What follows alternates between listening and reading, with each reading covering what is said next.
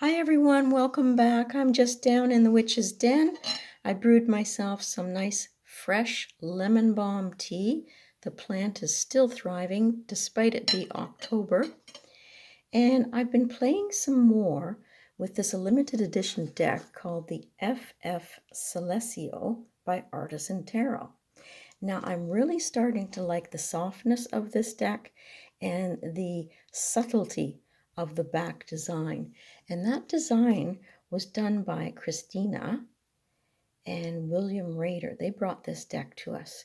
And as I work with it, and I have this little sticker here on the back with their logo, I'm going to put it out there that I'd love to see a little logo, this one, that they've designed for Artisan, right in the middle of the back. I think that would be fabulous. But what I'm going to do is show you how I've been working with that extra card, the Two of Coins, and how I came up with a 5-card spread that can help us move forward. So hang in there and I'll be right back. So what I basically did, because this was the extra card, I really wanted to shuffle it into the deck.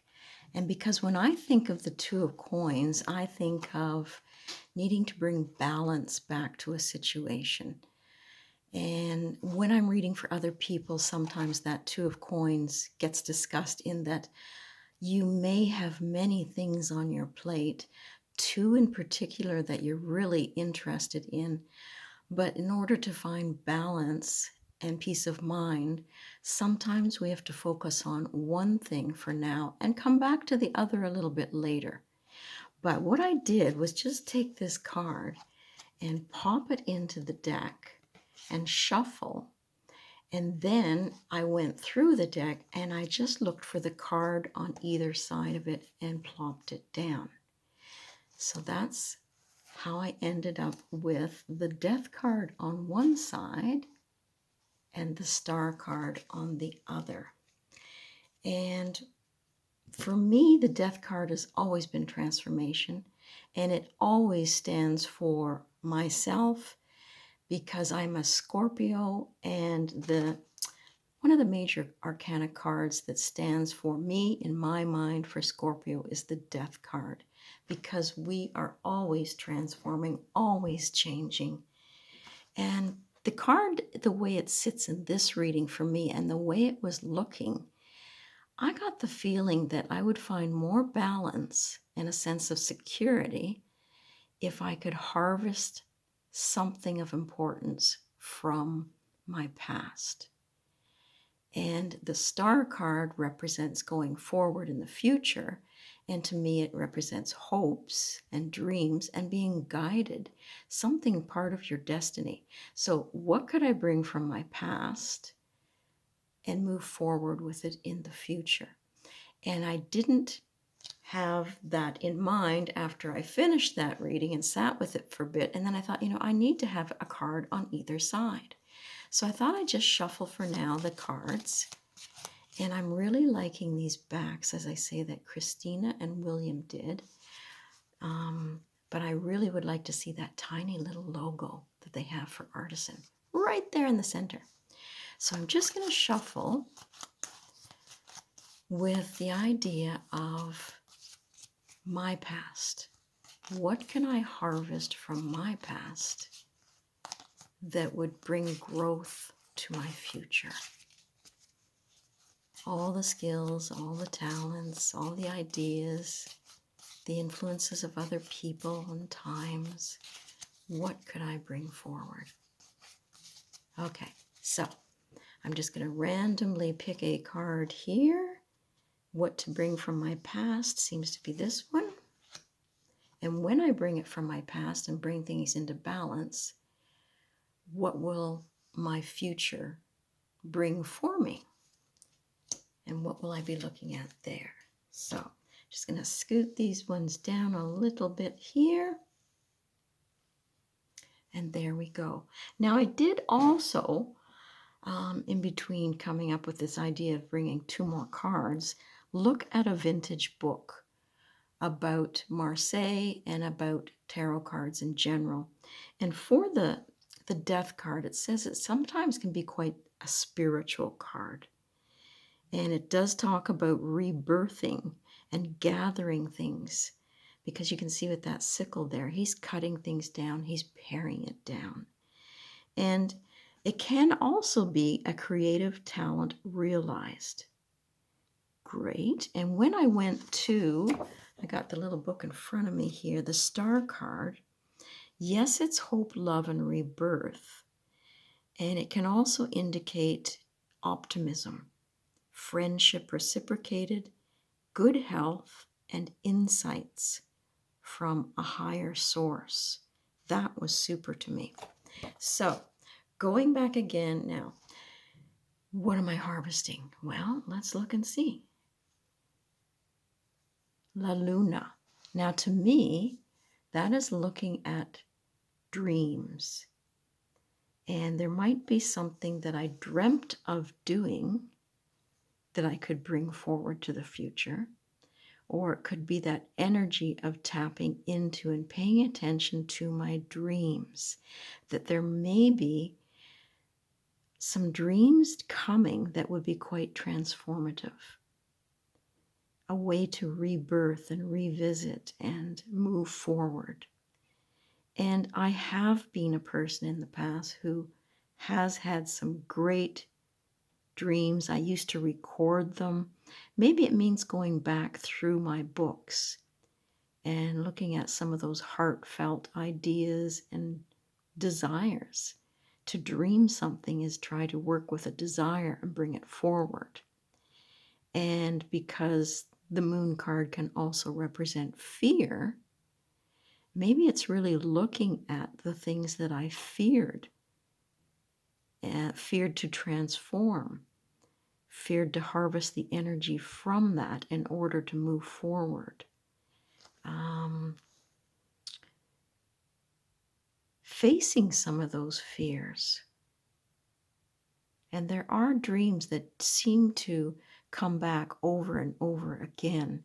And I guess it's looking at that and seeing what it really means, what am I so afraid of, and how to move past that, to face my fears, bring myself and my ideas and my creativity into balance. And these to me are both water cards. A Scorpio is a water sign. The moon often comes up and you've got the watery image here. And just that need to move past. We don't see in this card, in this deck, the roadway, the passageway through, but we do have to move past these dogs and the towers in order to get where we want to get to. I really like the card in that we make, I guess, what we want from a situation, because not being able to see that pathway, we have to envision it ourselves. And there may be quite big hurdles that we have to face in order for us to move forward. But I like that the moon face is facing the skeleton figure of the death card. So I'm going to have to sit with that a little bit more, but I wanted to see how it would actually work if you had two cards on the side of each of the coin card in the middle. So now we have the star card. And I want to see where my hopes and dreams and focus should be for the future.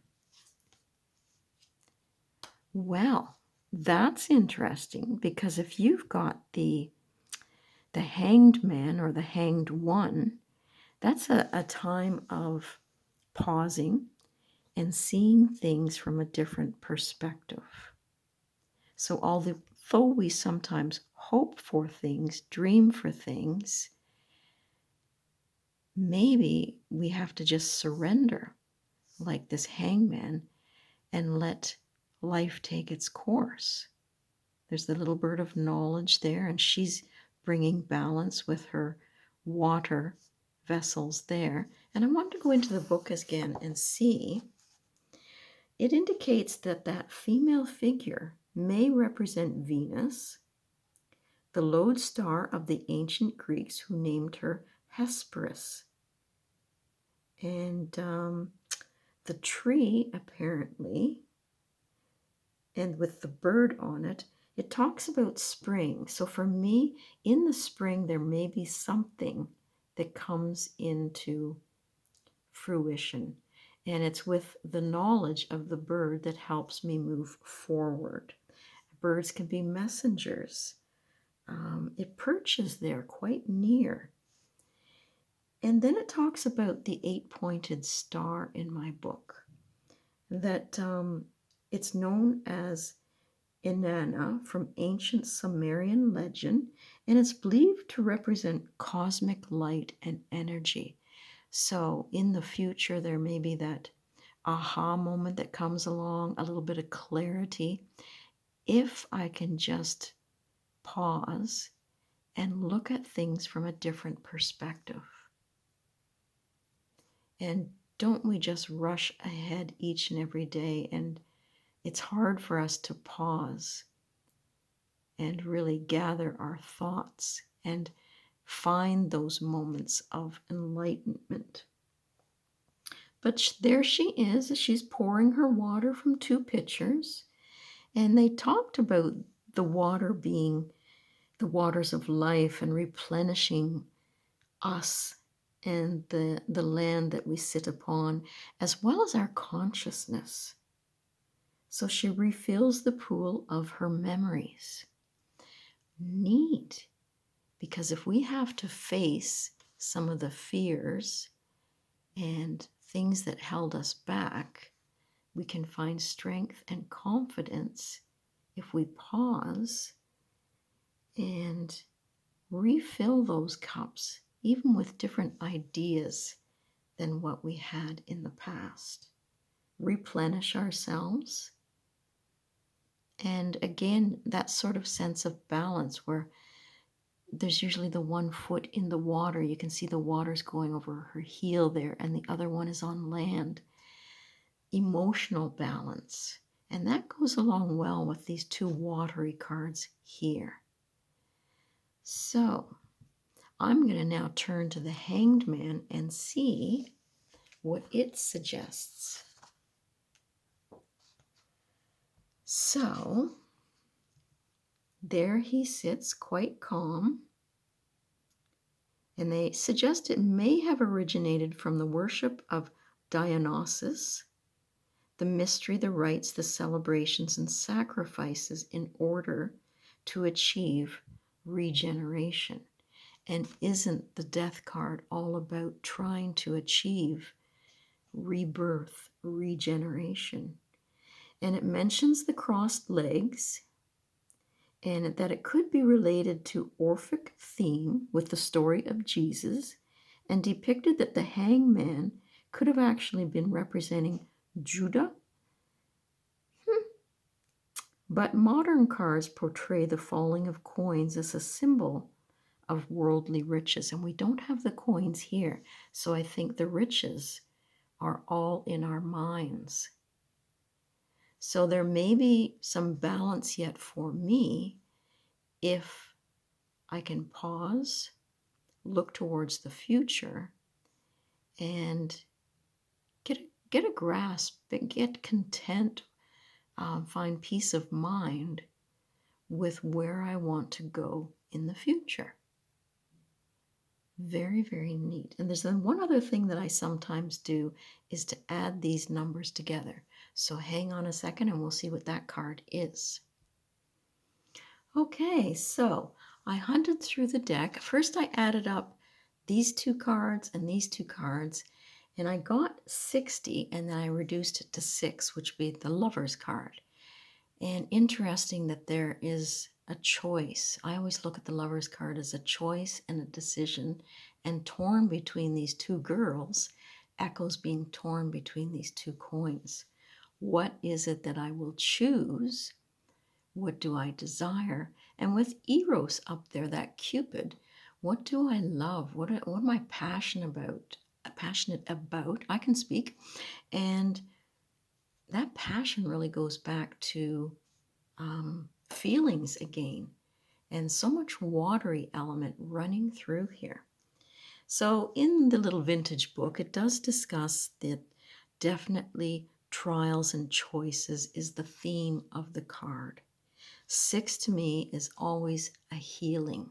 So harvesting in order to move forward and to heal, and to use that intuition rather than the intellect. That will bring me security. Wow. And it can bring harmony as well. Very, very neat. And I do have another video I want to do where in this vintage book it talks about when you get certain not court cards, the major arcana coming up together, and depending on if the card is in the front or the rear with it, what does it mean? There are some old sort of gypsy type meanings that go along with this. So it was a very simple spread, but it is one I'm going to have to sit with for a bit. And certainly, if you didn't have a Marseille deck, you could just use the 2 of coins from a regular tarot deck and do the same thing. Shuffle that 2 of coins in and see what cards appear on either side. And then find your way forward as to what will bring balance and sense of security. So, I hope everybody enjoyed that. Let me know if you've played this way before. Do you have a card that you look to when you shuffled it in the deck? And do you have a certain layout that you like to do with it? This is just one I did for fun, and I hope that others can run with it and get some insights. So this is Craigie Brook Witchery saying have a fabulous day. The sun is shining here. The plants seem to be blooming, even though it's October. And everybody just have a super, super day.